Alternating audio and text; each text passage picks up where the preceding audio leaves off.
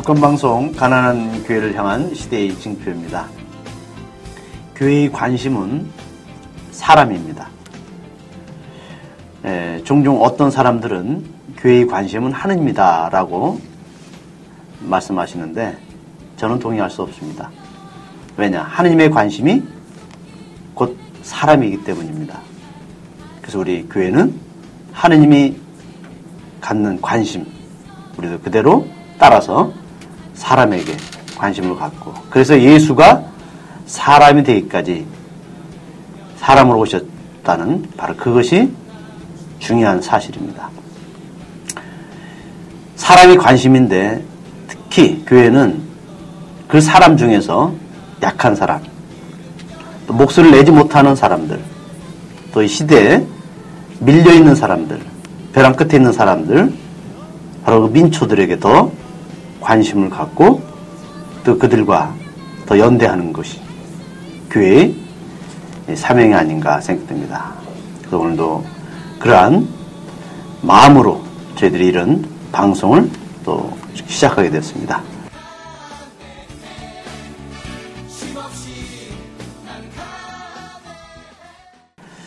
또 오늘 함께 하신 분들 소개하겠습니다. 저는 신성국입니다. 저는 최민석입니다. 전 송민주입니다. 김현옥입니다. 예, 이원영입니다.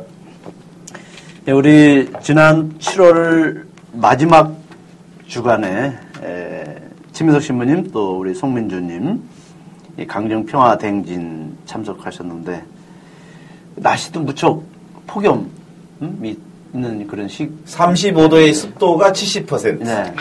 제주도가 습도가 높은데 얼마나 고생하셨어요? 고생했습니다. 네. 땀띠가 온몸에 달았는데 지금도 팔 그리고 허리 이쪽 다리 땀띠가 지금도 아직 가라앉지 않고 있는데요. 그때가 아마 제일 폭염, 그렇죠. 더위를 뭐라고 표현해야 되나? 더위. 뜨거운 햇살 아래 이제 걷게 된 건데요. 특징은 강정평화대행진의 특징은 가족 단위 이렇게 행군하시는 분들이 이렇게 많았어요. 그리고 그 가족 단위에서 이렇게 함께 하는데 이번에는 제주시청에서 동쪽으로 동진하는 팀들이 처음에 한 250에서 가면서 평균 한 300명씩, 서진 한 300명씩. 그래서 그날 마지막 날 저는 이제 참석하지 않았거든요. 마지막 날 문기현 신부님하고 김한수 신부님한테 물어보니까 얼마쯤 한 800여 명 모였다고 그러더라고요. 마지막 날. 그럼 이제 행진하면서 이 뜨거운 그 떼앞볕에 불볕에서 걸어가는 이유가 뭘까? 근데 이제 이렇게 구성인자들 보니까 결국은 밀양에서 또 광화문에서 세월호 그리고 각 지역에서 가난한 사람들과 함께 연대 활동하던 사람들이 다 모였어요. 사실은 알고 보니까. 그래서 그 생명평화대행진에 함께하는 사람들을 이렇게 보면서 왜 이렇게 함께 평화행진을 하는가라고 하는 부분은 살아남기, 살아남기 위해서 하는 거 아닐까? 그러면 가난한 사람들, 약한 사람들, 힘없는 사람들의 생존 방식은 결국은 연대다.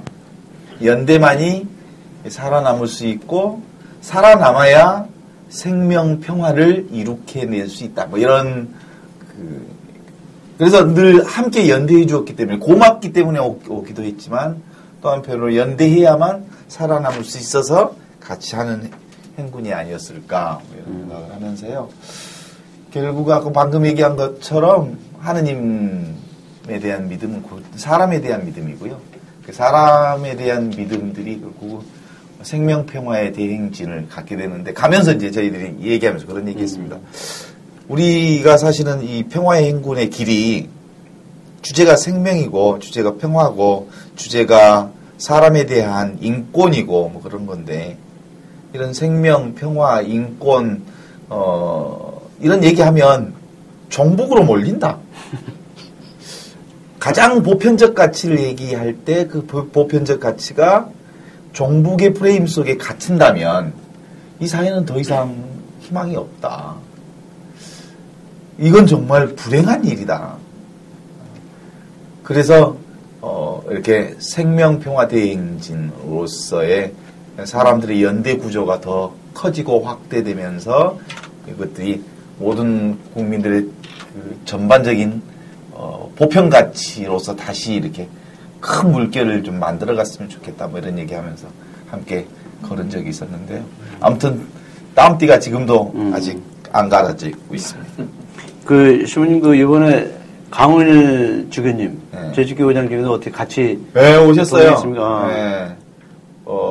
서진 쪽에 먼저 걸으셨고요. 첫날, 둘째 날. 그 다음에, 셋째 날, 이게, 동진 쪽으로 오셨어요.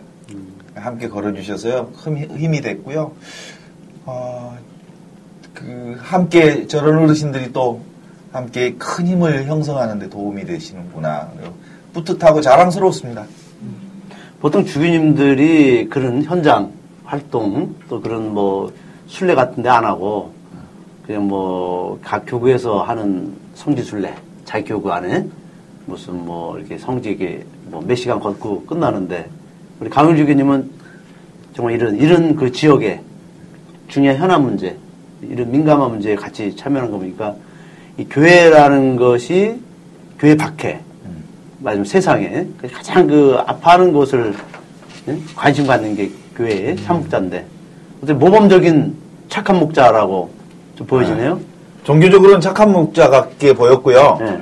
그 일반적으로 사람들이 이 지역에 큰 어른이 오셨다. 지역에서도. 지역에서 모든 사람들이 참 큰 어른이 오셨다. 그래서 박수치고 환영하고 그런 거 보니까 지역 그 나라의 어른 역할을 하고 계시는 느낌들 때문에 좀 뿌듯했습니다.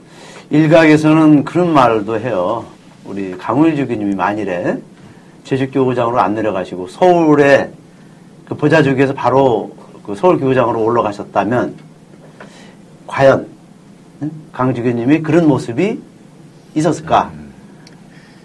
아마도 좀 보수적이고 권위적인 그러한 주교님이 되지 않았을까라는 분이 있는데, 강일 주교님이 제주교구장으로 가셔서 그 제주의 가장 큰 그 비극적인 사건 4.3 그 사건을 만나시면서 이분이 당신의 어떤 그 역사라든지 민족 이런 의식이 많이 바뀌었다라는 말씀을 많이 하더라고요. 당신도 실제로 그렇게 고백했고.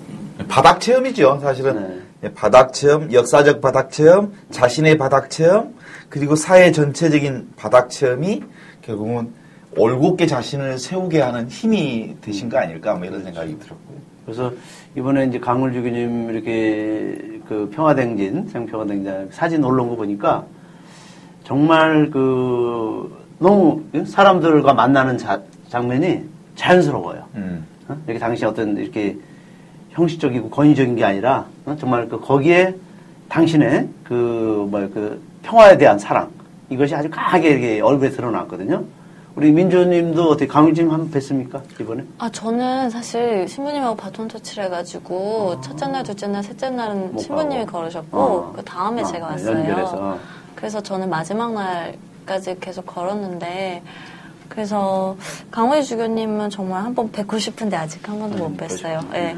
근데 저는 이제 마지막 날에 강정 이제 거의 다 와서 이제 공사장에서 이제 마무리 행사까지 하는 거였거든요. 근데 우리가 도착한 게 한 12시 조금 넘어서였으니까 강정 생명평화 미사 매일 11시에 공사장 정문에서 하는 거 마치고 같이 이제 거기 앞에서 춤을 추고 인간 띄기 행사 같은 걸 하거든요. 그걸 하려고 이제 기다리다가 들어갔어요. 근데 그때 이제 동진과 서진이 그 앞에서 이렇게 만나고 기뻐하고 막 이런 거를 같이 했거든요. 근데 보니까 막 우시는 분도 계시고 인사하면서. 감격스러워서.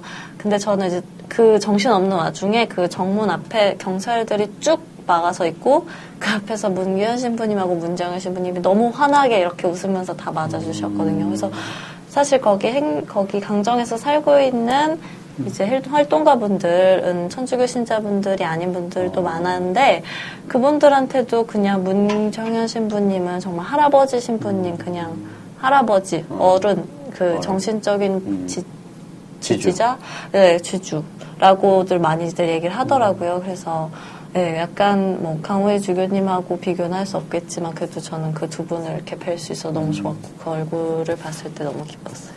그 보통 사람들이 문정현 신부님 하면은 이렇게 어떤 부정적인 사람들은 과격 분자 또 아니면 그 싸움꾼 뭐 이런 그런데 사실 문정현 신부님 뭐 저도 오랫동안 같이 활동했지만 마음이 무척 여려요. 눈물도 많고 또 정말 그런 그 현장에서 참 그 주민들 그런 문제를 안고 사는 주민들을 무척 사랑하셔요. 그러니까 사실은 이런 이 유신잔당, 박근혜 같은 유신잔당 이런 인간들이 신부님을 자꾸 이렇게 부정적인 이미지로다가 몰아가서 그렇지 정말 신부님은 인간에 대한 따뜻한 애정을 갖고 있어요. 그게 없으면 저렇게 버틸 수가 없거든요. 그래서 신부님 같은 그러면 신부님 같은 분들이 그 사랑의 힘 이것이 얼마나 밑바탕이 있는가. 우리가 보통 이 사회운동 이런 사회 문제가 우리 실험할 때 지치는 이유가 정말 사랑의 그 힘이 받쳐줘야 되는데 근데 그것이 어떤 말하자면 내가 이것을 해서 이길 거냐 질 거냐 어떤 성패를 따르면은 우리가 이길 수 없어요. 근데 신부님은 오직 사랑으로 그 일을 시작했고 아까 우리 신부님 말씀대로 생명에 대한 사랑, 평화에 대한 사랑, 인권에 대한 이 중요성 때문에 하는 거예요. 그래서 저는 우리 그런 사회운동하는 사람들일수록 더 마음이 따뜻해야 돼요. 그리고 인간에 대한 그 애정이 더 많아야 된다고 해요. 그래야지 우리가 끝까지 질기게 싸우지 않는가. 생명평화 대행진의 그 큰 물결을 팽목으로 가지고 가자. 그렇게 해서 그 8월 3일 날 정의평화 정의구현 사재단 중심으로 해서 팽목에 십자가 최병수 작가가 설치예술로 만들어놓은 십자가를 축성하는 봉헌식 미사가 있었어요. 그날도 엄청 더웠거든요. 수녀님들, 신부님들 좀 꽤 많이 오셨어요. 근데 이제 그렇게 하게 된 흐름은 이제 그 팽목이라고 하는 장소의 개념이 그냥 개념이 아니고 사실 역사 현장이고 통곡의 장소, 그리고 절망의 장소, 그리고 좌절의 장소, 배신의 장소. 기레기들의 그 배신의 소리를 들을 때 아주 막 미쳐 뒹굴던 장소. 그곳이 팽목인데, 그 팽목은 적어도 역사 현장이기 때문에 빼앗길 수 없는 곳이다. 이런 생각들이 정의구현 사재단에서 하게 된 거고요. 그동안 이제 용산 참사 이후에 그 현장을 빼앗기면 결국은 모든 운동 전체가 아주 쉽게 사그라질 수밖에 없더라. 이런 경험들이 있었고 그런 그 경험 속에서 나온 선배 정의구현 사재단 신부님들이 팽목이라고 하는 세월호의 현장은 빼앗길 수 없는 곳이다. 그래서 함께 그곳에 십자가 설치물을 아주 깊게 그리고 1톤짜리 십자가를 세우고 그쪽에 지금 약간의 조짐들이 있어요. 무슨 이렇게 관광단지를 만들겠다. 또 뭐 이렇게 행정대집행 쪽이 있을지 모르겠다라는 느낌들이 있어요. 그럴 때 마지막 세월호 현장을 사수하는 사람들은 정의구현 사재단이어야 한다. 뭐 이런 것에 대해서 공감대가 좀 형성이 됐고요. 그런 점에서 그 현장에다가 아주 단단한 1톤짜리 십자가를 설치하면서 그 현장을 지키겠다는 다짐도 있었고, 내면에서는 세월호는 분명히 십자가인데 굳이 십자가라고 말하지 않아도 다 십자가인 줄 아는데 그런지 너무 무겁고 너무 가슴 아파서 회피하고 싶은 세월호 십자가를 최병수 작가를 통해서 어쩔 수 없이 그것을 받아야 하는, 지어야 하는 정의구현 사재단의 무거운 느낌으로 미사를 했어요. 십자가는, 세월호는 이 민족의 십자가를 정의구현 사재단이 받아야 하는 거 아니냐. 그런 점에서 그동안 마음속으로부터 뛰어넘고 싶고 회피하고 싶고 도망치고 싶었던 부분들이 없지 않아 있었는데 다시 우리의 발걸음을 십자가를 지게 만드는 것 아닌가라는 고백으로부터 십자가 봉헌식이 있었습니다. 그런 점에 있어서 함께 또다시 평화의 대장정은 팽목지킨으로 다시 연장됐으면 좋겠다라고 하는 마음을 함께 가졌습니다. 8월 3일에 있었습니다. 네. 이제 우리가 이번 8월 중순이면은 다시 프랑스로 떠나게 될 우리 송민주님 네. 모시고 두 번째 방송을 시작하는데 제가 그 프랑스에서 오셨다니까 질문하고 싶은 것 중에 하나가 이명박 박근혜 유신 잔당들이 들어오고 나서 언론의 자유, 우리나라 언론의 자유가 완전히 훼손됐고요. 이 방송을 다 장악해서 자기들 입맛대로 그리고 아주 정권의 딸랑이가 되어서 정말 이건 북한 조선 중앙방송과 거의 같이 갈 정도로 이렇게 언론의 자유 또 사상과 표현의 자유가 그야말로 지금 거의 무너진 상태거든요. 그러니까 민주주의 국가에서는 도저히 있을 수 없는 일들이 벌어지고 있어요. 그 중에 이제 구체적인 사건 중에 하나가 박근혜를 비판한 전단을 뿌리고 검찰의 명예훼손으로 구속된 분이 있거든요. 그 둥글이 박성수 씨인데 참 이분이 둥글교 교주더라고요. 이분을 따르는 신도들이 무척 지금 상당히 많은데 이분이 이렇게 박근혜에 대해서 명예훼손 정도로 간 게 아니더라고요. 그냥 기존에 이미 언론에 다 나와 있는 거 그대로 그냥 전단지를 만들어서 사람들에게 알려준 것 뿐이에요. 근데 그것이 이제 명예를 훼손했다.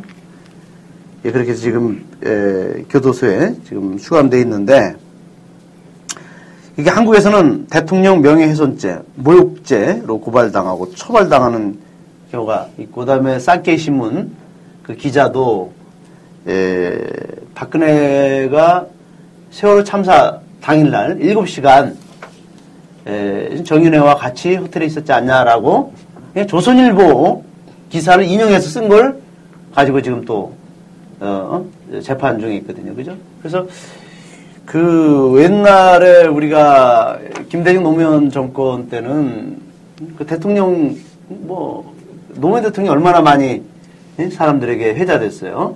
그래도 일찍은 처벌한 적이 없어요. 근데 이 박근혜 들어와서 더 자기가 무슨 신인 양 그렇게 신성 모독죄까지 적용하면서 하고 있는데 프랑스 같은 데서는 어때요? 그런 표현의 자유, 사상의 자유 이런 것들이?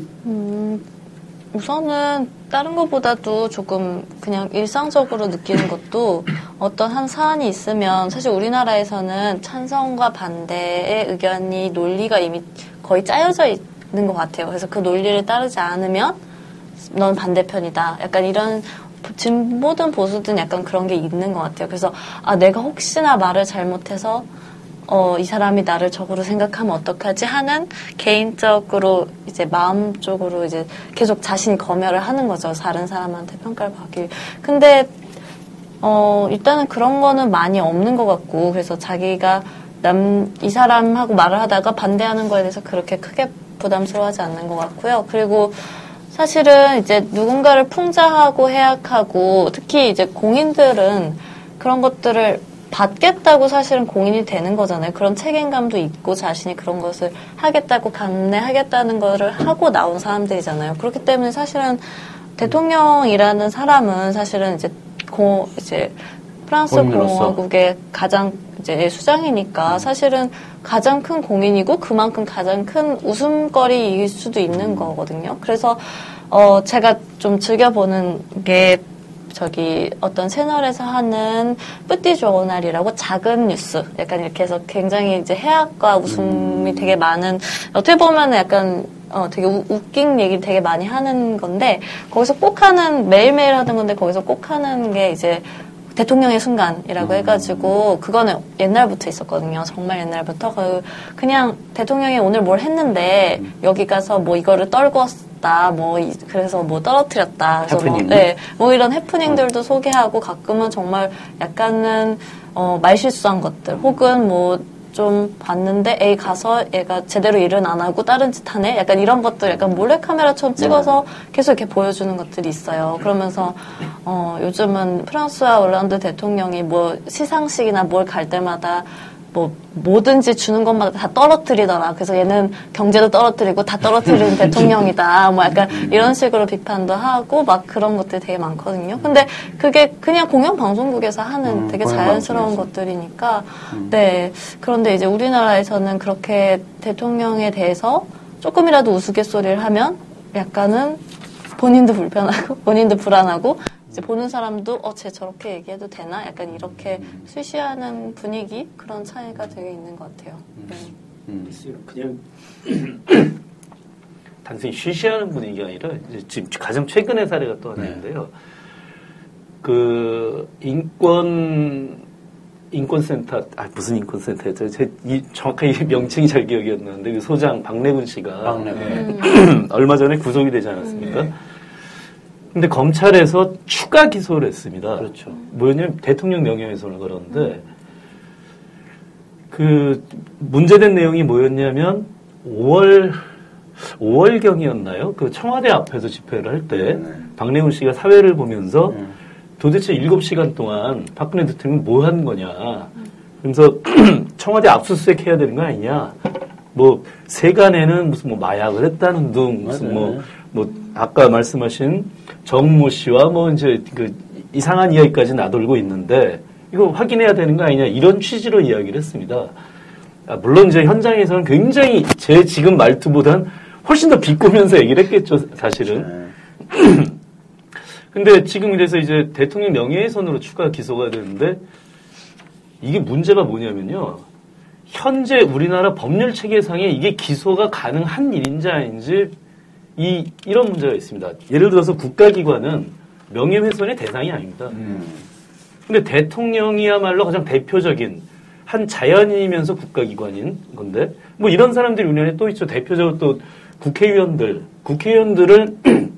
국가가 정해준 헌법기관들이거든요. 한 명 한 명이. 그러니까 대통령도 당연히 국가기관인데 예를 들어서 대통령이 업무 시간이 아닌 때에 했던 어떤 사생활을 가지고 뭐라고 했다면 이건 이제 그 자연인으로서의 대통령에 대한 명예훼손이 성립될 수 있을지도 모르겠습니다. 그렇다면. 근데 박래군 씨가 했던 이야기에서는 당연히 그 시간은 대통령이 직무를 하고 있어야 되는 시간이었고요. 국가기관으로서의 대통령의 역할을 하고 있어야 되는 시간이었거든요. 그렇죠. 근데 이게 명예훼손이 성립이 가능한지 굉장히 의문스러운데 저만 해도 법에 대해서 문외한인 저만 해도 이상하다 이런 생각이 드는데 법의 전문가들인 검찰이 이걸 몰라서 기소했을까? 대뜸 이런 생각이 들었습니다. 결국 대통령에 대한 비판이라고 하는 것에 재갈을 물리기 위한 것이 이렇게 그 검찰 측에서 뭐 알아서 했는지 청와대에 무슨 사인이 있었는지 그것까지야 제가 알 길이 없습니다만 어쨌든 이건 누가 보더라도 그런 대통령에 대한 비판에 대해서 재갈을 물리고자 하는 이런 의도로 추가 기소를 했다. 이렇게 생각할 수밖에 없지 않을까 싶습니다. 사실은. 그러니까 그 불란서에는 그 중도 좌파로서 르몽드지 그리고 우파 쪽으로는 르피가로. 이제 이 두 크게 이 대표 그 신문이 있을 텐데 거기는 근본적으로 이제 아주 중요한 포인트를 사실 보도. 그렇죠. 네. 시간이 좀 늦어도 좋다. 그러나 사실은 비껴나갈 수 없는 부분이다. 그래서 그 무엇보다도 사실 보도에 아주 중요한 포인트를 주고 있는 게 르몽드지의 철학이라고 그러는데 사실은 지금 우리 사회를 보면 이제 기자들을 쓰레기로 이제 비유해 나가는데 최근에 우리가 보면서 기자들이 한번 질문해 보고 싶은 게 있는 것 사실이. 쓰레기라는 얘기 들어도 괜찮아? 자존심 상하지 않아? 자기 직종에 일을 하는데 쓰레기 얘기 듣는데도 좀 자아반성, 맨 처음에 자아반성이 좀 KBS, MBC에서 그 초창기, 그러니까 신입사원들 중심으로 해서 뭐 자아반성도 좀 있고 그러는 듯 하더니 지금에 오면 또 이렇게 얼굴에 뭘 써버렸는지 전혀 반성의 기미가 없는 상황에서 사실이 사실로 나가지 않는 우리 사회 안에서 우리가 무엇을 사실로 근거해서 판단해야 되는지 정말 답답함이 금할 때가 이를 때가 없단 말이죠. 그래서 사실은 세월호에서부터 시작하는 엄마들의 가장 큰 한숨 중에 하나는 끊임없는 애곡보도의 피해를 받고 있었어요. 최근에 팽목 상황도 그래요. 그 팽목항을 철거한다는 얘기를 한 번도 해본 적이 없어요. 그런데 그 수리, 그러니까 이렇게 색깔이 바랜 리본들을 교체하는 것을 철거로 이렇게 애곡 보도를 해내면서 전반적인 흐름을 팽목이 철거하는 거 아니냐라는 흐름을 이렇게 만들어가는 말이에요. 그래서 이제 그때 그 진도의 지역 사회단체 사람들이 분노하고 그렇게 맨 처음 기사를 보낸 놈이 누구냐 찾아내라. 그래서 그 기사 찾기 기자를 찾기 위해서 아주 백방으로 알아봤는데 사실은 뭐 정복과 형사들과 어떻게 네 분의 그 상황들을 연출했는지는 알 길이 없지만 그렇게 사실과 다른 애곡 보도들이 끊임없이 계속되는 과정들을 우리가 이제 그 지역에서 이제 보면서 엄마들이 이것 때문에 화가 났겠구나. 얼마나 화가 났을까. 유가족들의 화는 여기서 되게 많이 났겠다라는 생각이 들었어요.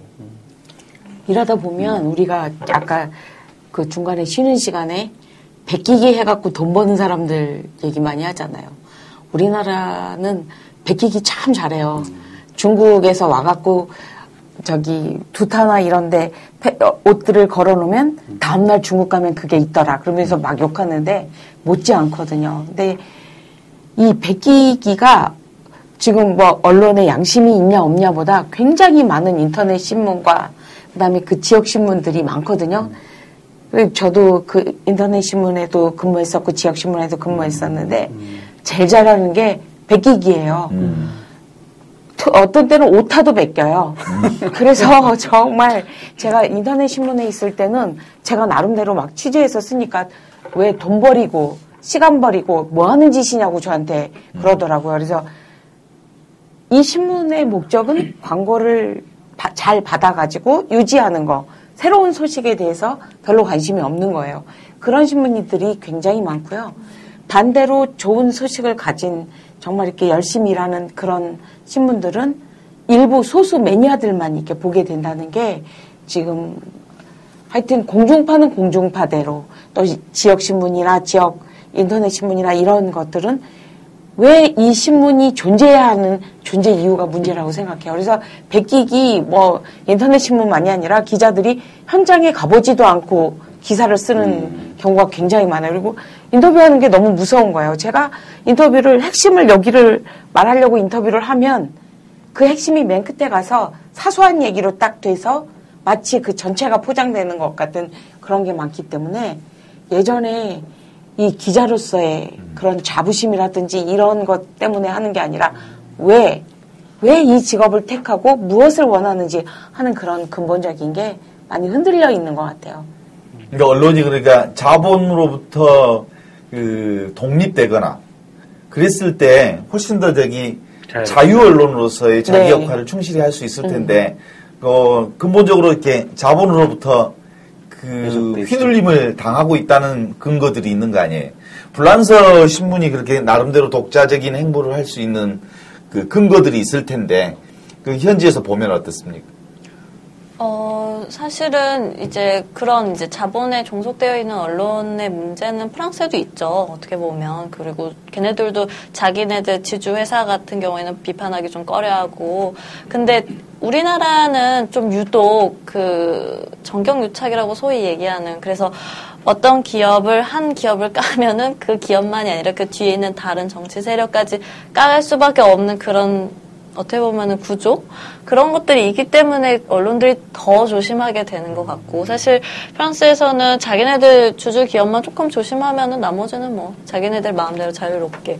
그리고 또 되게 저는 놀랐던 게 얼마 전에 봤는데 우리나라 신문들이 되게 많이 팔리더라고요. 정말 많이 팔리더라고요. 근데 사실 아까 말씀하신 르피게로나 르몽드지는 거기 순위에 들지도 못할 정도로 발행 부수도 적고 사서 읽는 사람도 적어요. 그런데도 불구하고 그 정보들에 대한 가치 자체는 사실 우리나라보다 훨씬 더 높게 그렇죠. 쳐주는 거죠. 그래서 요즘 가장 준비하고 있는 게 미디어 파트라고 아예 이제 후원금만으로 유료로 정보를 읽을 수 있는 운동이 있어요. 그래서 거기서는 정말 다른 언론들에서는 말할 수 없는 기업 기밀이라던가 그런 것들을 이제 취재하는 인터넷 것들이 신문인가요? 있어요. 인터넷 신문이에요. 근데 회원가입을 하고 후원금을 유료. 내야만 유료로 그러니까. 정보를 사서 보는 거죠. 근데 사실은 이제 좀 비싸니까 사람들이 좀 꺼려 하긴 하는데 어떻게 생각해보면 그런 것들을 좀 존중하고 지지해주긴 해야 될 것 같은 게, 어쨌거나 정보라는 거에 대한 가치는 사실 엄청난 거잖아요. 좋은 정보, 제대로 된 정보. 그런데 우리나라에서는 지금 너무나 많은 공짜 정보들이 많이 있으니까 그거에 너무 익숙해져 있으니까 돈을 내고 정보를 사겠다는 것 자체에 대한 관념 자체가 없지만, 그래도 그런 걸 좀 생각을 해봐야 되지 않을까. 우리에게 제대로 된 정보가 온다는 건 정말 크게 중요한 일인데, 네, 그렇게 생각합니다.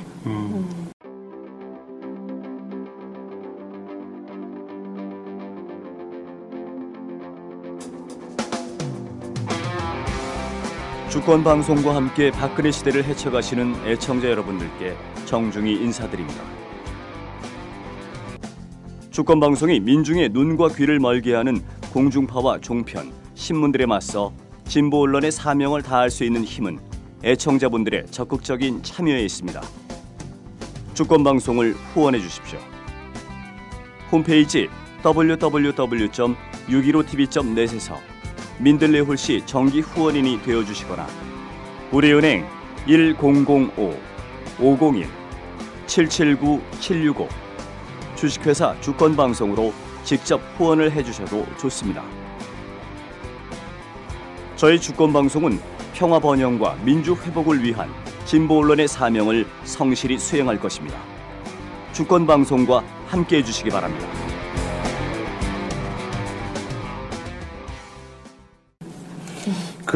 이제 이번에 그 둥구리라는 사람이, 저는 이 사람 페이스북을 이렇게 보면은 정말 이 사람이 이렇게 해악, 이 사람이 이렇게 사람들이 전달하는 해악이라든지 아니면 어떤 다양한 현 정부에 대한 비판을 보면은 속이 후련할 정도로, 그러면서 정말 재밌어요.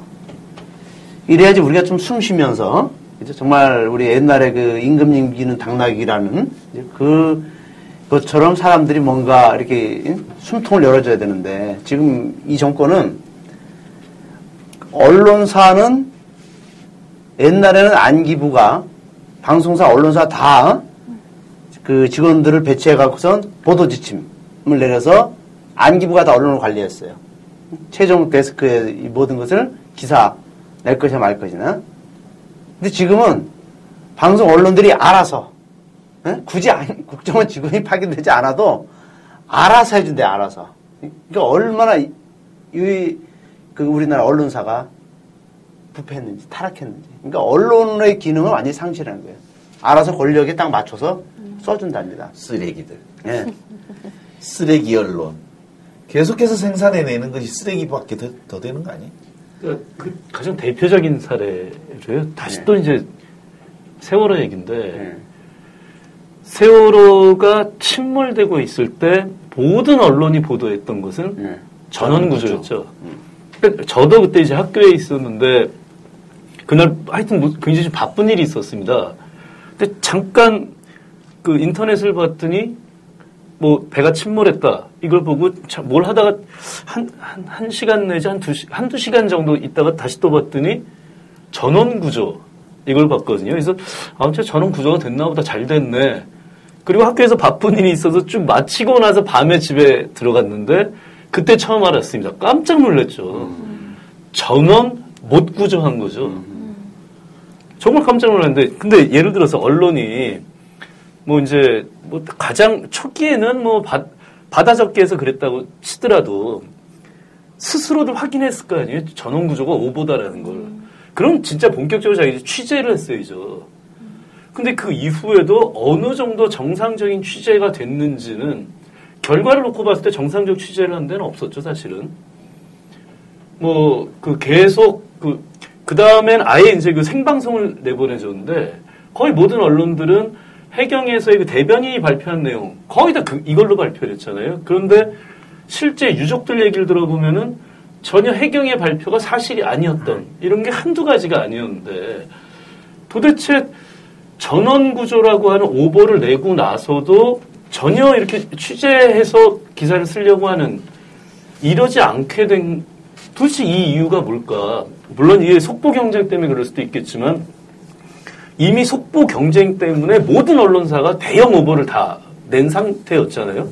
그런데도 불구하고 계속 이렇게 오보만 거듭했던 것 굉장히 심각했던 거죠. 오히려 저는 이러한 오보 때문에 정권에 대한 분노로 더욱더 커져갔던 게 아닌가 싶어요, 사실은. 왜냐하면 해경 대변인이 발표하는 건 누구나 다 생방송으로 봤거든요. 근데 계속 밝혀진 상황이 그게 아니네, 그게 아니네. 계속 이게 나왔잖아요. 해경 대변인이라고 하면 당시 현장에서는 정부를 대표해서 뭔가를 발표해주는, 브리핑해주는 사람이었기 때문에 당연히 모든 사람들의 분노가 더욱더 정권을 향해서 갈 수밖에 없었죠. 물론 여기에 완전히 기름에 불을 붙였던 거는 대통령의 말씀이긴 했죠. 당일날 어디입니까? 어디였나? 제가 행안부였나요? 하여튼 어디 가서 대통령이 하신 말씀. 아니, 구명조끼 입고 바다에 떠 있는 애들 발견하기가 힘듭니까? 이 말이 완전히 이제 기름에 불을 붙였던 거죠. 도대체 정부 지금 뭐 하고 있는 거냐? 이렇게 됐던 거였죠. 그러니까 저는 정말로 정부를 친정부적인 언론이라면 정말로 정확하게 사실을 파악해서 보도를 해줬어야 오히려 진짜 그 친정부적인 역할을 할 수 있었지 않았을까. 심지어 이런 생각까지 들었습니다, 사실은. 그러니까 지금 우리 이 사회가 참 심각한 문제가 불신의 문제가 깔려 있으니까 지금 정부에서 발표하는 것은 국민들이 볼 때 믿지를 않아요. 정부 발표를. 뭐든지 다 그래요. 다 감추고 국정원 이번에 해킹 사건도 그렇고 거기에 수많은 의혹이 깔린데도 해명되지 않고. 그러니까 지금 국민들은 제일 분노하는 게 불신이야. 정부에 대한 불신. 또 그 정부와 보조를 맞춰서 언론도 같이 또 거짓 보도로 이렇게 또 일관하고 있고. 그렇다면은 우리 카톨릭의 언론들 말하면 이제 그 서울교구에서 운영하는 평화방송, 평화신문, 또 가톨릭신문 이런 언론들이라도 이제 정말 우리 사회에 그 필요한 그 미디어 역할을 해줘야 되는 내연자적인. 근데 여기도 아무 기대가 없어요. 그냥 주교들 어디 성전 축성식 행사 참석한 거, 뭐 신부들 서품 받은 거, 물론 그건 해야 되겠지만 그러나 정말 교회의 언론 기능은 복음적으로 세상을 바라보고 해석해줘야 되거든요. 그런 것조차 지금 없어요. 가령 예를 들어서 이제 그런 경우가 제가 실제로 경험한 건데, 제가 재작년에 책을 한 권 냈거든요. 전두환과 헤로데라는 책을 냈는데, 이게 이제 칼 858개 사건을 다룬 책인데, 보통 우리 신부들이 책을 내면 출간하면은 당연히 평화신문이나 이런 언론사에서 소개를 해줍니다. 신부들에 대한 새 책 소개. 그리고 또 인터뷰도 해주고. 근데 그쪽 방송사에 아예 딱 기준을 마련했. 기준을. 응? 아니 그 유명한 신성국 신부님의 책을 인터뷰도 안 하고 접촉도 안 했단 말이에요? 종북 사제는 안 된다는 거 아니에요? 그 내부에서 딱 벌써 이 어느 신부들이 그 출간하는 책들은 아예 인터뷰를 하지 않도록. 그러니까 우리 교회 언론조차도 그렇게 어떤 그 자유로움, 또 그 진실에 대한 것이 부족하다는 걸 저는 깨닫고 있는데. 그래서 우리 김현옥 대표님, 교회 언론, 매스미디어에서 오랫동안 근무한 분으로서. 감사합니다. 신성국 신부님 자기 그 책 평화신문에서 실어주지 않았다고 지금 삐져서 하는 말 아니에요? 차라리 안 실어줘서 저는 고맙더라고요. 근데 그만큼 차별하는 거. 네. 교회 미디어에 대해서 표현의 자유, 밖에 사회의 표현의 자유를 비판할 자격이 없다고 봐요. 그래요? 네, 왜냐면 제가 그 환경 대통에서 일을 하고 있을 때 4대강 그 활동에 계속 참여하고 새만금 문제 참여를 해서 글을 써달라고 해서 열심히 글을 썼어요. 연재하시겠다고 얘기했기 때문에. 하지만 제 글을 뭐 데스크에서 바로 안 한다고 그러셔서 이제 그런 일도 있었고요.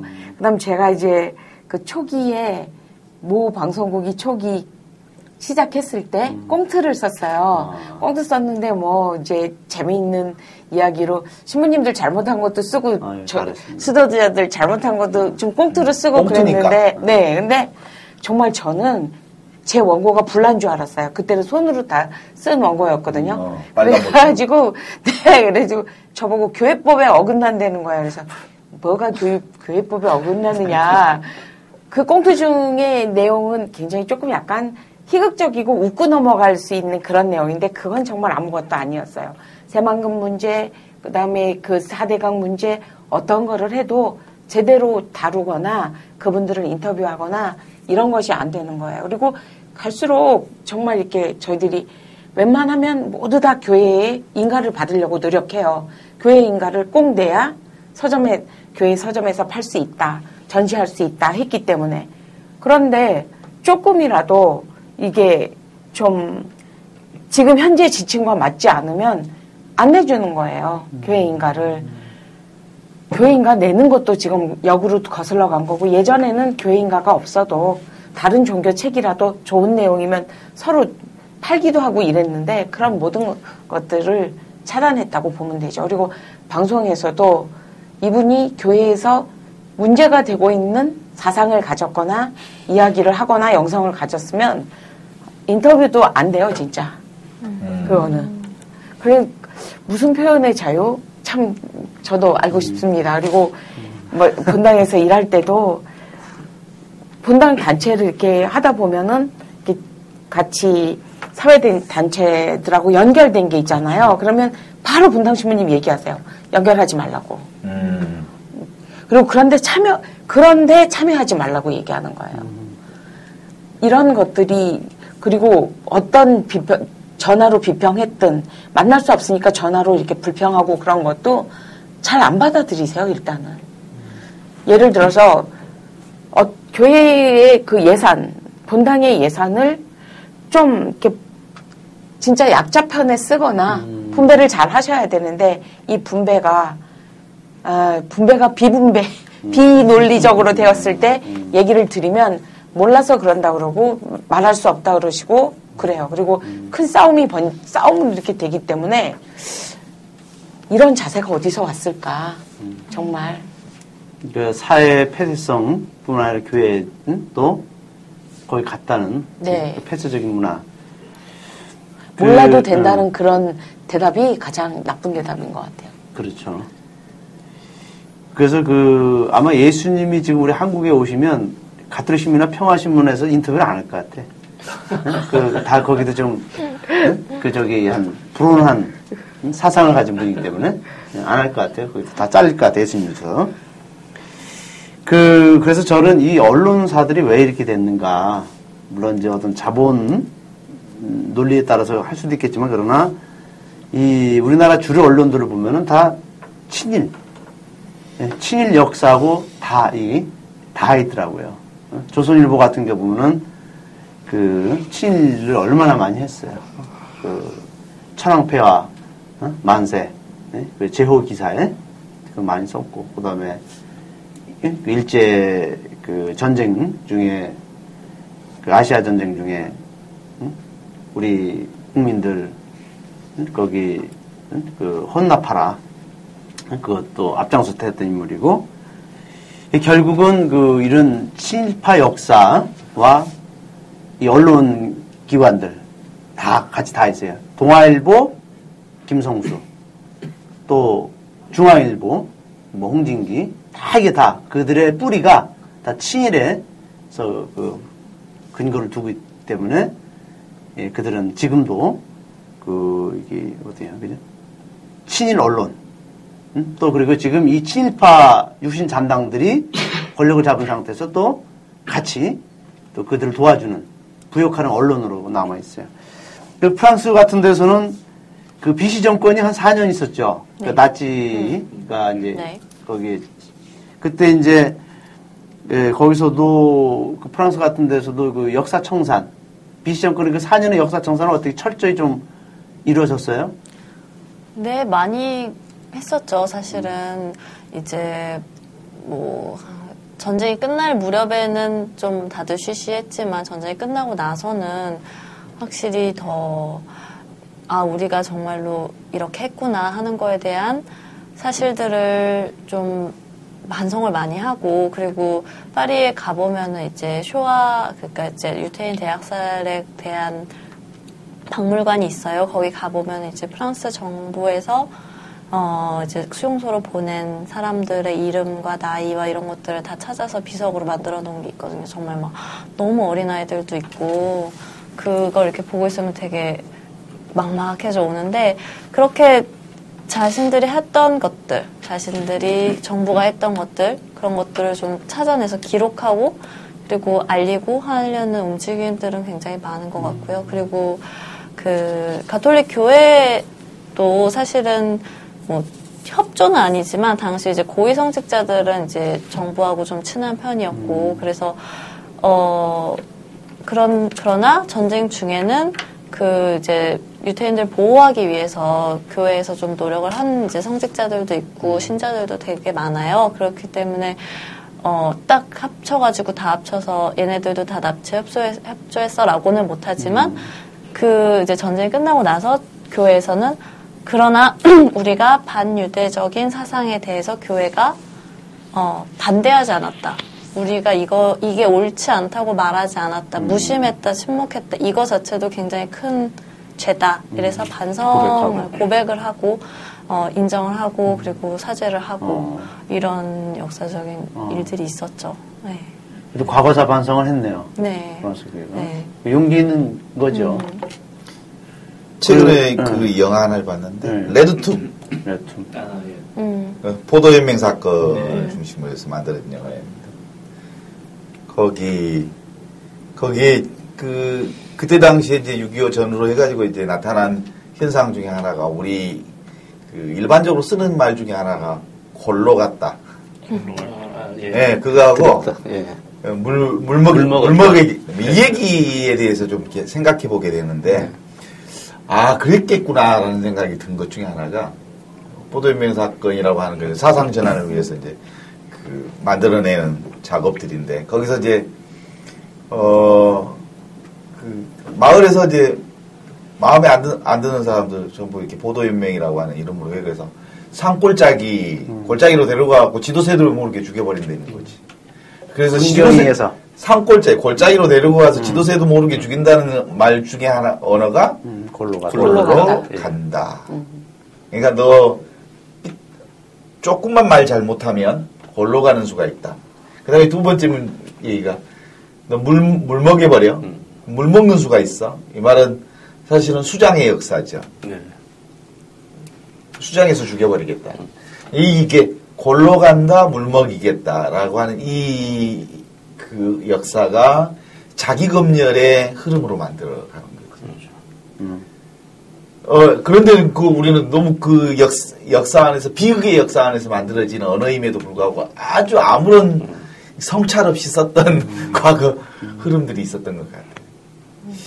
그래서 실제로 이제 물은 위에서 밑으로 흘러내리는 게 자연스러운데 권력은 자꾸 밑에서 위로 흐르게 만드는, 역류하게 만들어서 장악하는 작업들을 하게 되는 것 같아요. 실제로 이제 언론도 자연스럽게 이렇게 흐르게 하면 소통 과정이 이렇게 진행이 되면 잘 얘기가 될 수 있을 텐데 사실 갑과 을의 관계가 늘 성립이 되는 순간 사실은 을은 갑에 대해서 있는 그대로 자신을 표현하기가 사실상 쉽지 않는 제도적인 한계가 생기는 거죠. 그래서 특히 이제 교회 안에서는 이런 하이라이케 같은 위계 질서의 과정 속에서 소통의 역사가 과연 가능하겠느냐. 이게 이제 그 권력 체계의 중심들은 근본적으로 이렇게 스스로가 열린 방식으로 자신들을 열어주지 않는 한 근본적으로 폐쇄 공간에서 폐쇄 언로의 그 한계 속에 갇히고 마는 거 아닌가 이런 생각이 들어서요. 교회 언론 그리고 그 정치 권력의 언론이라고 하는 게 근본적으로 상대를 서로 존중하고 섬기는 방식의 언로가 가능해질 수 있을까? 그런 점에서 사실은 이제 그 한국 가톨릭 안에 평신도 조직들이 지금 나름대로 움직이는 이런 역사적 흐름은 상당히 중요한 이렇게 그 단초를 자리매김한 거 아닌가 하는 의미에서 최근에 그 가톨릭 행동이나 그렇지. 이런 흐름들은 앞으로 좀 확장되고 커지면 자연스럽게 밑으로부터 이제 얘기들이 확장되면서 이 얘기를 들을 수 있는 분위기나 상황들도 좀 만들어갈 수 있지 않을까 하는 희망은 있지만 조직 구조로 보면 소통은 근본적으로 불가능한 동네가 이 동네가 아닐까. 그러니까 그 사회 우리 지금 언론들 보면은 좀 권력지향적이에요. 권력자 중심의 홍보 수단일 뿐이야. 권력자를 비판하고 감시하는 게 언론인데 거꾸로 권력자의 하수인, 하수인, 권력자의 그 메시지만 나팔수, 충실히 전달하는. 근데 그것이 우리 종교도 똑같아요. 그러니까 쓰레기라고 그러죠. 네, 우리 종교도 그 평화신문 가톨릭 신문을 봐도 그대로 그냥 나팔수. 나팔수에 불과하고 사회 언론을 보다 더 나은 복음적인 미디어가 아닌 그런 상황에 지금 놓여 있어요. 그래서 가톨릭 지금 뉴스 지금력이 이런 인터넷 그런 신문들, 그다음에 요새 최근에 이제 창간된 가톨릭 프레스 이런 그 인터넷 신문들이 조금 그나마 교회 미디어 역할을 균형 있게 해줄 뿐이지 지금 각 교구에서 만드는 그런 언론들은 거의 기대할 게 없어요. 그래서 우리 그 프랑스에서 비시 정권 때 드골 정부가 이제 그 이제 되고 나서 제일 먼저 숙청했던 게 언론 그 부역자들 아니었습니까? 그죠? 그래서 그만큼 언론이 국민들의 어떤 그런 정신적인 그런 것을 크게 피해를 입었다는 뜻이 아닌가 생각이 드네요. 우리 그 이원영님께서는 그때 그 비시 정권 때 그 어떤 청산 뭐 이렇게 좀 제대로 하지 않았는가 어떻게 보세요? 그 정치학자로서. 지금 드골 말씀하셨는데요. 최근에 프랑스의 드골 대통령하고 우리나라의 이승만 대통령을 비교하면서 뭐 소위 이승만 대통령이 국부 이렇게 이제 그 추앙하거나 이렇게 뭐 그 정도 위치까지 올려놓으려고 세상에 이런 이야기들 사기꾼을 국부라고 그런단 말이지. 근데 이제 뭐 저는 다 좋은데 뭐 드골 대통령도 말하자면 우파였고 이승만 대통령도 뭐 우파의 절대 좌파는 아니지 않습니까? 그리고 어쨌든 드골 대통령도 2차 세계대전 당시에 저희 독일에 대해서 이제 저항하는 운동을 했고 그 당시 이제 군인이었죠. 이승만 대통령도 어쨌든 독립운동을 했고 뭐 비슷한 점이 있을 수도 있겠다 이런 생각을 합니다. 그런데 정말 중요한 차이가 있습니다. 뭐 둘 다 똑같이 우파고 민족주의자였다고 하는데 드골 대통령은 조금 전에 신성국 신부님 말씀하신 것처럼 프랑스가 이제 다시 이제 프랑스 공화국을 회복한 이후에 BC 정권 시절, 즉 독일이 프랑스를 점령했을 때 말하자면 괴뢰 정부 같이 세워준 그걸 이제 BC 정부라고 하는데 그때의 수반이 페탱이라고 하는 분이었는데요. 이 사람이 드골 대통령과 굉장히 개인적으로 굉장히 가까운 그런 사이였습니다. 그런데 그럼에도 불구하고 당시 BC 정권의 소위 나치 부역자들에 대해서 아주 철저하게 색출해서 철저하게 처벌했습니다. 사형도 굉장히 많이 시켰죠. 근데 이제 우리나라 같은 경우는 최근에 이제 암살이라는 영화에서 조금씩 얘기가 나오기도 하는데 이승만 대통령이 집권을 하면서 반민족 행위자 처벌을 위한 특별법이 만들어졌을 때 반민특위의 활동을 해체시켜버리죠. 사실은. 친일 경찰들이 반민특위를 습격하고 해체하는 것을 그대로 방관했을 뿐만 아니라 이후에 해체까지 시켜버렸습니다. 그 다음에 이제 또 하나 비교되는 게 이제 미국에 대한 태도인데요. 저는 뭐 꼭 우리나라가 반미래야 된다 이런 주장을 하는 사람은 아닙니다. 그러나 우리도 국익이 있고 미국이라는 나라도 국익이 있으니까 국익과 국익이 충돌했을 때 우리는 당연히 우리의 국익이 무엇일까 이런 생각을 좀 해야 되겠죠. 드골 대통령 같은 경우에는 당시 프랑스라고 하면 냉전이 치열하게 전개되던 시대에 소위 미국을 정점으로 하는 서구의 소위 자유진영의 굉장히 중요한 국가 중에 하나였죠. 그러니까 미국, 서독, 프랑스, 아시아 같으면 이제 일본, 이렇게 됐을 텐데, 그런 특히 나토라고 하는 같은 이제 집단 안보에 속해 있는 나라였고요. 근데 이제 이 프랑스의 드골 대통령은 미국에게 가장 위협적인 행동을 한번 하게 됩니다. 프랑스의 국익을 위해서. 이게 어떤 거였냐면 군사적이거나 이런 게 아니라 경제적인 문제인데요. 당시 기축통화인 달러가 기축통화가 될 수 있었던 거는 금을 미국이 보유를 하고 이 금의 1온스를 35달러로 쳐서 이렇게 기축통화로 유통을 하고 있었는데 세계적으로 어느 나라나 달러를 갖고 있는 나라는 미국에서 1온스에 35불로 계산해서 그만큼 돈을 주고 금 우리나라한테 줘. 이런 요구를 할 수 있었습니다. 그러나 여러 가지 안보적인 이유라든가 이런 것 때문에 그런 요구를 하는 나라가 없었죠. 그 과정에서 미국은 달러를 발행하는 특권을 가지고 사실 굉장히 세계 경제를 좌지우지할 수 있게 되었는데 미국의 그런 특권을 가장 앞장서서 비판하면서 달러로 주고 금을 달라고 하는 이걸 이제 금태환이라고 하는데요. 금태환을 요구했던 나라가 드골이고 말로만 했던 게 아니라 실제 태환을 해서 가져왔습니다. 이런 일이 발생이 되면서 실제로 미국이 71년도에 금태환을 정지하게 되고 이러면서 이제 급변하게 되는데요. 즉 드골은 소위 민족주의자이고 당연히 반공주의자였죠. 그럼에도 불구하고 프랑스의 국익이 무엇인가 굉장히 치열했던 사람이었죠. 근데 잘 아시는 것처럼 이승만 대통령이 한미 관계에 있어서 한국의 국익을 어떻게 실현하기 위해서 미국과 갈등을 빚었는지는 제가 공부가 짧아서 그런지는 모르겠습니다만 아직까지 들은 바가 없습니다. 그러니까 즉 사실은 진짜 우파고 민족주의자라고 생각을 한다면 과거사에 대한 반성 너무 당연하게 해야 되는 거죠. 민족주의자라면은 우리 민족이 식민지가 됐던 이 시기 역사를 청산하지 않고 어떻게 내가 민족주의자다 이런 얘기를 할 수 있겠습니까? 그리고 민족주의자라면 너무 지나치게 수구적인 민족주의로서 무조건 우리 민족 제일주의 이러면은 좀 그렇겠지만 어쨌든 세계 국제정치 무대에서 우리의 국익과 동맹국 미국의 국익이 충돌하게 되는 경우도 비일비재한 건데 이때 어떻게 우리의 국익을 지켜야 될까 이런 생각을 해야 되는 거겠죠. 전 이런 면에서 아까 쭉 이제까지 이야기했던 언론에서의 문제점 중에 하나가 과거 우리 역사에 대한 청산하지 못하고 이 역사 청산에 대한 사회적 합의를 이루지 못한 것.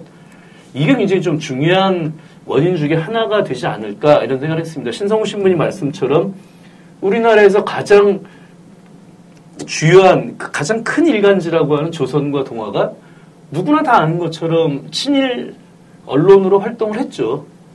분명히 그런 그 역사가 있죠. 그 점에 대해서 사과하고 뭐 이제는 그러지 않겠다라고 해야 되는데 일단 오너 일가 때문에라도 그게 참 어렵긴 어렵겠다 이런 생각인데 어렵다 하더라도 그건 해야 되는 거였죠. 그리고 또 하나 제가 이제 언론에 대해서 이야기하고 싶었던 게 무엇인가 정치적인 일에 대해서 비판하든 찬성을 하든 다 좋은데 논리는 좀 일관돼야 되는 게 아닌가 이런 생각을 가진 게 있었습니다. 가장 대표적인 사례로 뭐 여기 계신 분들이나 이걸 듣는 분들은 어떻게 생각하실지 모르겠는데요. 저는 이렇게 생각합니다. 북한의 3대 세습을 비판하는 언론이라면 당연히 삼성을 비판해야 된다. 사실은 3대 세습 똑같죠. 맞아요. 그리고 세습이라는 것 자체가 똑같죠. 근데 게다가 이 세습이 문제가 되는 거는 불공정한 과정을 거쳤기 때문에 더 문제가 되죠. 예를 들어서 그 아들이 가장 정치적으로 뛰어난 지도자라면은 뭐 아들이라도 세습을 할 수 있겠죠. 정치에서. 그 다음에 이제 뭐 경제계에서도 아들이 가장 뛰어난 경영자라면 뭐 그럴 수도 있겠죠. 단 뛰어나다라고 한 평가를 위해서는 출발점이 다른 경쟁자들하고 같은 선상에서 출발해야 되는 거 아닌가요? 그리고 이 사람의 정치적 활동 혹은 경제적 활동의 과정에 대해서도 특혜가 있으면 안 되잖아요. 그래야 공정한 조건에서 경쟁을 했을 때 얘가 제일 뛰어나다. 그러면 그 상태에서 그럼 얘한테 물려줘야 되겠다. 저는 이럴 수도 있다고 생각합니다. 그런데 북한도 그랬고 삼성도 그랬고 출발이 공정하지 않았고요. 그 다음에 정치활동 과정이나 경제활동 과정 잘 아시는 것처럼 결코 경쟁자들과 비교했을 때 공정하지 않았지 않습니까? 북한의 3대 세습이 문제면 당연히 삼성의 3대 세습도 문제를 삼아야 되는 게 아니냐. 저는 이렇게 생각을 하는데 북한의 3대 세습을 그렇게 비판하는 언론 중에서 삼성을 동일한 논리로서 비판하는 언론은 역시 제가 공부가 짧아서 그런지 모르겠습니다만 본 기억이 별로 없어서요. 어쨌든 저는 이 과거 우리의 암울했던 역사에 대한 사회적 합의, 이건 일제강점기도 있을 거고 과거 군사독재 시절도 있을 거고요. 이런 부분에 대한 사회적 합의와 이 합의된 가치를 지키고자 하는 노력. 첫 번째 이게 언론이 좀 해줬으면 하는 게 첫 번째고요. 두 번째로 정말로 공정한 언론이 되기 위해서는 어떤 사안에 대해서 비판하든 찬성을 하든 논리는 일관되게 좀 있었으면 한다. 그게 아니라면은 그게 학자 같으면 그런 걸 국가가세한다. 이렇게 얘기하게 되지 않습니까? 전 적어도 이 두 가지만큼은 꼭 지키고자 하는 언론이 정말로 사회의 정도를 걷는 거고 흔히 제4부 사회의 목탁 이렇게 얘기하는 그런 언론이 될 수 있지 않겠나 이렇게 생각을 해봤습니다. 그렇죠.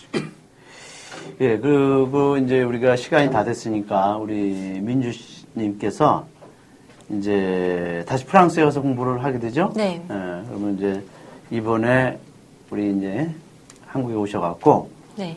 이제 프랑스를 떠나는 또 그 어떤 나름대로의 소감이 있을 것 같아요, 그죠? 그래서 이 한국에 오셔서 느꼈던 네. 여러 가지 감회, 또 소감, 뭐 이런 거 한 말씀 이렇게 좀 해주세요. 예, 알겠습니다. 사실은 제가 서울 토박이고 서울에서 나서 자라서 20살까지는 한국을 떠나본 적이 없거든요. 근데 이렇게 한번 외국에 있다가 오면 좀 한국 사회가 다르게 보이는 것 같긴 해요. 뭐 누구나 다 그런 말씀을 하시겠지만, 근데 사실 저는 그 전까지는 그냥 평범한 학생이고 어디 뭐 학교 다니고 이제 일자리 찾고 뭐 이렇게 해야지 했었는데 그러고 그냥 살았다가 이제 연구한답시고 한국에 와서 여기저기 다니면서 이제 사회를 바꾸려는 분들하고 한 달 동안 같이 지내다 보니까 그런 것들이 되게 좋았던 것 같아요. 제가 지금까지 가지고 있었던 전전긍긍해왔던 작은 문제들, 저의 문제들이 되게 작아 보이더라고요. 그걸 같이 하면서. 그래서 그랬던 경험들을 좀 소중하게 안고 가서 다시 또 공부를 잘 해보려고 합니다. 네. 그래요. 내가 볼 때는 많은 기대를 갖는데 그 기대라는 게 뭐냐면은 우리 소위 말하면 지식인들, 그 학자라는 사람들이 그 현장을 떠나서 그 현장을 떠나서는 자기 이론이 살아있는 이론, 살아있는 학문이 될 수 없다. 근데 우리나라 같은 경우는 그 대학 교수들이라든지 학자라는 사람들이 정말 현장에 사람들의 그 소리, 그 아픔을 이렇게 정말 그 같이 공유하지 못하기 때문에 그들이 이렇게 발언하는 것들이 허공했던 그런 관념적인 거로도 끝나는 경우가 많아요. 그런데 우리 민주님 같은 경우는 그 짧은 시간, 한국에 한 달 또 왔으면서도 온전히 그 현장에만 그 발로 뛰어다닌 거 보면서 아 진짜 우리 희망을 우리가 둘 수 있는 그 학자가 될 수 있구나. 그래서 제가 정말 감사드리고 그런 마음 항상 잃지 않고 잘 하시기 바랍니다. 프랑스에 가서도 건강하시고요. 네, 또 좋은 논문 나오기를 바라겠습니다. 네. 예, 끝으로 우리 최민도 신부님, 뭐 우리 그래도 이런 암울한 시대에 그래도 우리들이 희망을 가지고 또 갈 수 있는 어떤 또 그 힘이 필요하지 않습니까? 그죠? 그래서 현장이 바로 우리 복음의 자리가 아닌가 생각을 갖습니다. 현장을 잃은 그 주교, 사목자는 희망을 말할 수 없다라고 저는 생각이 드는데 우리 늘 현장에서 그 떠도는 청소년들을 또 고민하는 또 그 빈민, 그 도시의 빈민들과 함께 또 가서 밥도 퍼주고 그런 다양한 활동하시는 우리 최민도 신부님. 현장이 참 중요하죠. 어제 정의교회 사제단 모임에서 전종훈 신부님이 그렇게 얘기하셨어요. 사람만이 희망이다. 이렇게 얘기하시면서 팽목에 그동안 2, 3개월 동안 팽목이 있는데 팽목이 너무 고요하다. 그런데 어제 신부님도 25분의 수녀님들 그리고 평신도들이 한 꽤 많이 오시니까 팽목이 다시 살아나는 것 같다. 사람이 모이니까 희망이 보이는 것 같다. 뭐 이렇게 얘기하면서 사람이 오니까 다시 희망을 말할 수 있겠다. 뭐 이런 얘기를 전종훈 신부님이 하셨어요. 네. 그런 지점에서 하느님도 사람을 통해서 희망을 만들어내고 계시고 가난한 사람들의 현장에 가면 또 그분들 안에서 위로받고 그분들을 통해서 사람 사는 냄새도 좀 맡게 되고 그 사람들과 함께 있으면 아 내가 살아있구나 뭐 이런 느낌이 들어서요. 가난한 사람들의 현장은 내가 숨쉬는 삶의 공간이고 희망의 공간이고 사랑의 공간이고 생명의 공간이다. 그래서 살고 싶으면 현장으로 가거라. 그래요. 현장에 희망이 있고 또 사람들의 그 아름다운 모습이 있고 제가 요새 카톨릭 프레스에 기고를 하고 있는데 그 윗델 주교와 안중근 의사를 비교하는 글을 쓰고 있는데 그 윗델 주교는 조선 교구장으로서 한 33년 동안 계셨는데 그분은 오직 권력층들과 일제 통감, 이토 히로부미 통감, 총독들과 늘 어울리면서 우리 민족의 그 아픔을 외면했어요. 그리고 현장에 그러한 그 신음소리들을 듣지 않고 늘 교회를 보호하겠다는 미명하에 그런 그 권력에 손잡고 그러면서 우리 민족의 순환은 외면했던 분이죠. 그러나 안중근 의사는 현장에서 우리 민중들이 겪고 있는 그 적나라한 모습, 그 아픔, 눈물, 그 가난, 수탈을 다 목격하면서 민중과 함께 했어요. 민족의 순환을 함께 겪었어요. 그래서 누가 우리 교회냐, 우리 교회는 누구를 따를 것이냐, 정신을 따를 것이냐 분명히 나와 있지 않습니까? 그래서 우리는 안중근의 그 노선, 안중근의 신앙, 그분의 정신을 우리가 이어가야 된다 생각하게 됩니다. 그래서 오늘날 우리 한국교회 권력자들 눈치 보면서 또 권력자들과 적당한 관계를 맺으면서 이 불의한 현실에 눈을 감고 귀를 막고 있다면 그것은 이미 예수와 관계없는 교회가 아닌가 생각했습니다. 우리가 있어야 될 자리는 정말 현장입니다. 아파하는 현장. 우리 그곳에 또 들어가셔서 체험 나누시고 또 같이 또 모여서 우리 가난한 교회를 향한 시대의 징표 또 우리 방송을 해야 되겠죠. 네, 여러분들 무더위에 잘 건강 챙겨주시고 오늘 이렇게 함께 해서 고맙습니다. 네, 감사합니다. 감사합니다. 감사합니다.